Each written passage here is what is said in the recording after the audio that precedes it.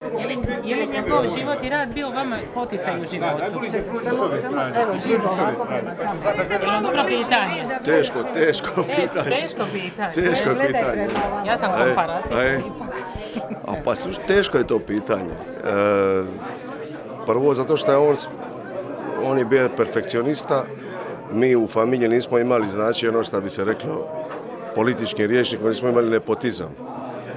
Otac je zna da sam ja bariton, nikad mi nije zvao da bude prvi tenor u klapi, znači ništa se nije moglo u našoj familiji priko veze. I tako da on je želio, ako se misliš bavi muzikom, onda se bavi 100% ili se nemoj baviti. On je stvarno shvaćao muziku kao religiju, neka zabavu,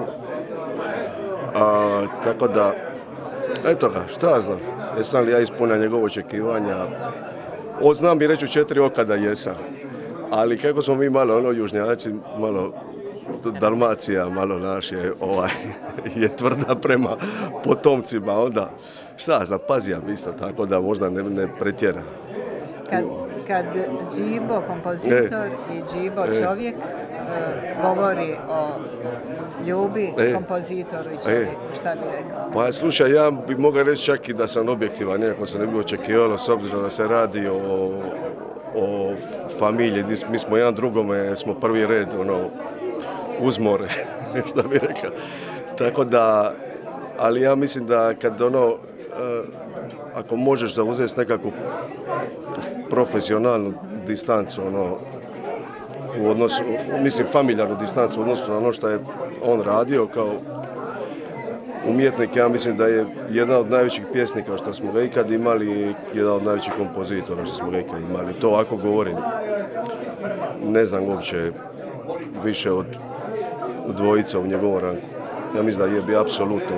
Mislim da je čak bez obzira na sva priznanja koja je doživio u životu da mu nismo dovoljno toga dospjeli reći. I ova manifestacija, kaže, mogla bi postati tradicionalnom. Mislite li da je ovo dobar put, put iskona, da se tako odužimo? Pa on je živio za svoj narod i živio za očuvanje ovoga. Znaš šta, tu je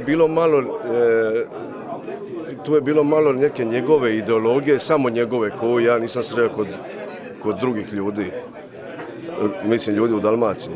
On je stvarno posvetio svoj život da pokaže da ta Dalmacija sa kartoline, znači taj nekakve predrasude o nama kao ljenčinama, kao nekim ljudima koji čekaju da se zgrije more pa će zaraditi za cijelu godinu. On je strašno se borio protiv tog stereotipa. Uvijek je naglašava rad, žulje, savijene kičme, da pogledamo, naravno da pogledamo samo te ove naše gomile, da je to mogla se od toga napraviti Keopsova piramida u svakom mistu. I on je uvijek kao pokušavao držati stranu toga i pokazati tu Dalmaciju kao zemlju truda, zemlju muke, zemlju inata i dišpeta i prema vlastima i prema okupatorima i šta znam. Mislim da on u stvari vidio Dalmaciju kakva je. A eto ga, malo smo mi to revijalno shvatili među vremenu pa smo je prikazivali malo drugačije i tako.